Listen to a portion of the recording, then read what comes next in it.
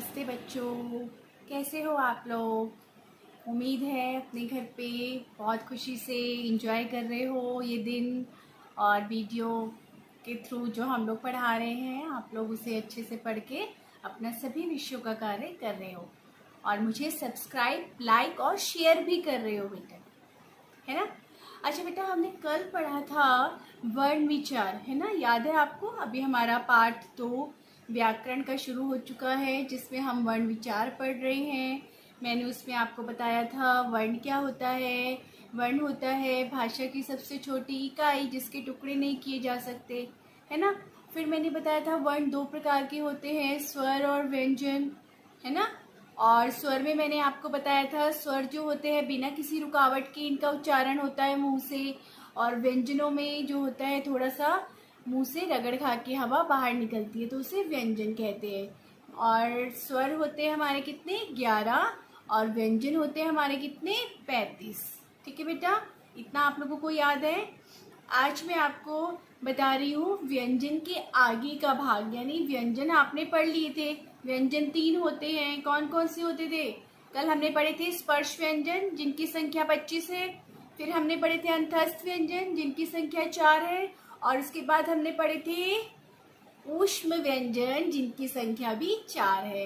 अगर आपको ये नहीं याद है तो आप बेटा पीछे का वीडियो फिर से एक बार देख लीजिएगा, उससे आपकी पुनरावृत्ति और अच्छे से हो जाएगी, क्योंकि ये मैंने पिछले वीडियो में ही आपको बताया था वर्ण विचार के भाग में 2 में, है ना।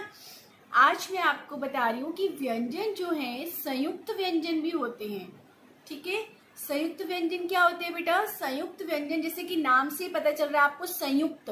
संयुक्त का मतलब होता है जोड़ना। संयुक्त का क्या मतलब होता है, जोड़ना। यानी जहां पर हम 2 व्यंजनों को जोड़ते हैं, यानी 2 व्यंजनों को मिलाकर एक नया व्यंजन बनता है या एक नई ध्वनि प्रकट होती है, तो उसे वहां पर हम संयुक्त व्यंजन कहते हैं। आप यहाँ बोर्ड पे देखिए बेटा, पार्ट 2 वर्ण विचार। व्यंजन मैंने आपको बता दिया, स्पर्श व्यंजन 25 संख्या में, अंतस्थ 4 और ऊष्म 4, ये हमने कल पढ़ लिए थे। संयुक्त व्यंजन क्या होते हैं, 2 व्यंजनों के मेल से बने वर्ण संयुक्त व्यंजन कहलाते हैं। यानी 2 व्यंजनों के मेल से जो वर्ण बनते हैं वो वर्ण जो है संयुक्त व्यंजन कहलाते हैं। इसका उदाहरण क्या है बेटा, इसका उदाहरण है च, त्र, य और श्र। ये 4 ही हैं जो मुख्य रूप से हैं, ये 4 ही हैं संख्या में। इन्हीं से हम आगे के शब्द बनाते हैं। अब आपने देखा होगा हम लोग बोलते हैं कक्षा, क्षमा, लेकिन इसका जो मेल होता है क्या, क और श। ये क जो है अपने आप में संपूर्ण नहीं है, क श क्ष बन गया, त र त्र बन गया, श र श्र बन गया, और ये ज्ञा बना, ज्ञा और विज्ञान। ठीक है बेटा, ये 4 होते हैं। कौन कौन से, श त्र ज्ञ श्र। ये इनको मिलाकर 2 वर्णों को मिलाकर बने हैं, ये संयुक्त व्यंजन कहलाते हैं। ये मैंने यहाँ पे कुछ उदाहरण दिए हैं। इसके और भी बहुत से शब्द होते हैं, उदाहरण होते हैं, जो मैं आपको जब एक प्रश्न दूंगी होमवर्क में, आप उसमें लिखेंगे नए नए शब्द संयुक्त व्यंजन से।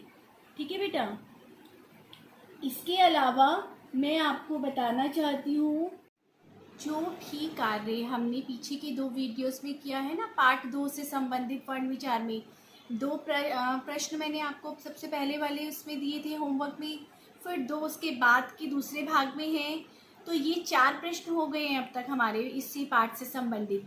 और आज का हमारा कार्य यही होगा कि संयुक्त अक्षरों से 4 संयुक्त अक्षर मैंने आज आपको पढ़ाए, इन्हीं संयुक्त अक्षरों से 2 नए शब्द बनाइए। जो मैंने आपको पढ़ाए शब्द, उनके अलावा आपके वो शब्द होने चाहिए। तो 2 आप नए शब्द बनाएंगे 4 संयुक्त अक्षर से। ठीक है बेटा, यही एक प्रश्न आज का है हमारा।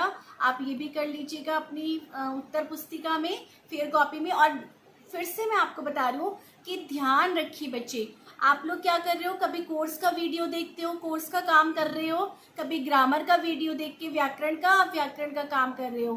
कुछ बच्चों ने मुझसे प्रश्न किया था, मैम हम ऐसे कर रहे हैं, तो मैं कह रही हूँ बेटा आपको, प्लीज़ आप ऐसे मत करो। अगर आपका कोर्स का पार्ट 1 चल रहा है, पहले आप उसे ख़त्म होने दीजिए, उसका सभी कार्य लिख लीजिए। पार्ट 2 फिर कोर्स का अगर आपने लिया है, स्टार्ट करा है, शुरू करा है, उसको ख़त्म होने दीजिए, फिर आप व्याकरण का शुरू कीजिए।